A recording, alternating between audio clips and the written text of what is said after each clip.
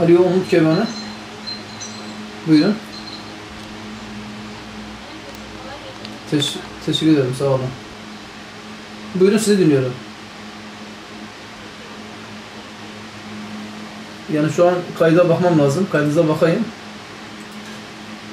Bir TC alırsam.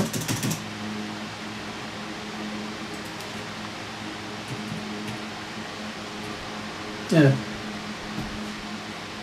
Bismillahirrahmanirrahim. Gazze'ye umut olmaya gidiyoruz. 44 ülkeden binlerce insan aynı gemide, aynı hedefte birleşiyor. Abluka zincirini kırmak için, yardımlarımızın Gazze'ye ulaşması için elimizden gelenin en iyisini yapmak için yola çıkıyoruz. Malatyalı vicdanlı halkımıza çağrımızdır. Gazze için, insanlık için, kardeşlik için birlik olma zamanıdır. Gazze'ye bir nefes, bir umut olalım. Şimdi dayanışma vakti.